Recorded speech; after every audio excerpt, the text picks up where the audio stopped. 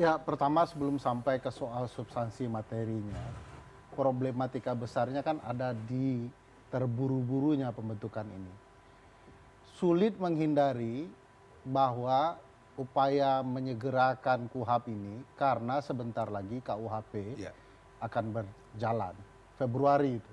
Januari. Januari ya? 2 Januari. Tanggal 2 Januari. Jadi agak terburu-buru, harus selesai sebelum Desember kurang lebih begitu. Itu sebabnya banyak hal yang terlanggar. Salah satunya adalah pemerintah dan DPR itu melanggar putusan Mahkamah Konstitusi soal partisipasi bermakna di dalam pembentukan undang-undang.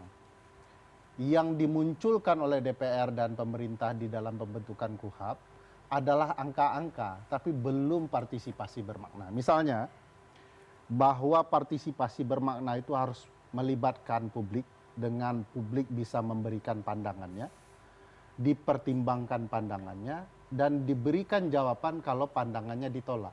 Ini Mas Arief dan lain-lain kan sudah menolak nih. Jawabannya itu simpel betul, bahwa kami sudah punya ini dan selesai. Tapi catatan yang menjelaskan secara baik kenapa pandangan publik itu harus ditolak, itu nggak ada di DPR dan pemerintah. Jadi betul-betul ada nuansa terburu-burunya. Misalnya kita dari dulu mengatakan mana sih nuansa Miranda Rules-nya, yaitu hak seseorang yang disangkakan atau dinyatakan sebagai tersangka diberikan perlindungan hukum berupa misalnya berhak untuk diam, ya, berhak didampingi oleh pengacara. Sekarang malah dibatasi kan, ruang pengacara untuk mendampingi itu.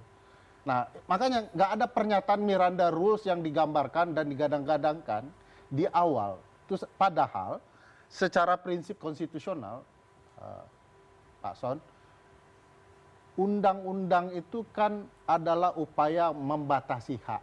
Jadi dalam undang-undang dasar kan boleh dibatasi hak melalui undang-undang. Jadi besar nih, hak ini harusnya merdeka, tiba-tiba dibatasi. Nah, pembatasan-pembatasan ini juga mestinya melibatkan orang karena hak mereka harus dibatasi.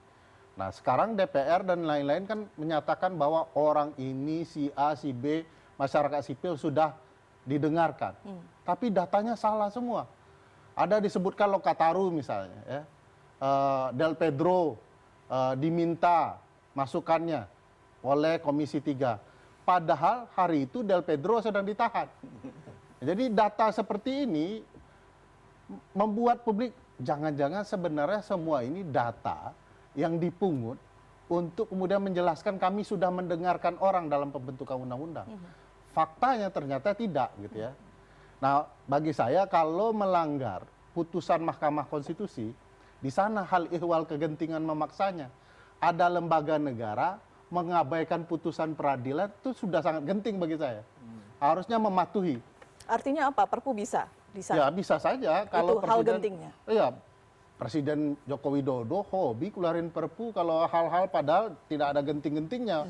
Apalagi hal yang membatasi hak orang, bagi saya genting sekali. Kedua, nuansa yang kita dapat bahwa ini lebih banyak untuk memperkuat institusi tertentu. Saya sebut saja bahwa institusi kepolisian, karena mereka akan sudah dibatasi oleh putusan Mahkamah Konstitusi. Misalnya Pak Son, dalam putusan MK, pemimpin para penyelidik dan penyidik itu jaksa. Dimanapun begitu. Tetapi kenapa kemudian koordinatornya diletakkan kepada Polri? Benar bahwa mereka penyelidik utama, tidak ada masalah. Tapi koordinator nggak mereka. Putusan MK bilang begitu. Jadi kurang melanggar apalagi putusan terhadap undang-undang KUHP ini. Bagi saya melanggar putusan Mahkamah Konstitusi. Sejelas itu kita masih berdebat ini tidak melanggar. Padahal jelas sekali itu melanggar. Di mana konsepnya dalam sistem integrated criminal justice system, ya, sistem peradilan pidana yang terkoneksi, terpadu begitu ya. Itu pemimpin proses penyelidikan dan penyidikannya bukanlah kejaksaan, nggak ada Pak, cuman di kita.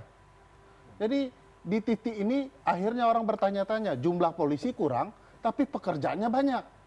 Logika ini yang ditabrak oleh pembentuk undang-undang. Gitu. Bagi saya perlu juga kita berterus terang kepada publik ya bahwa ada permasalahan yang betul-betul harus kita perbaiki dan itu datanya harus fair. Oke. Bagi saya melanggar putusan peradilan adalah bagian dari kejahatan itu sendiri. Gitu.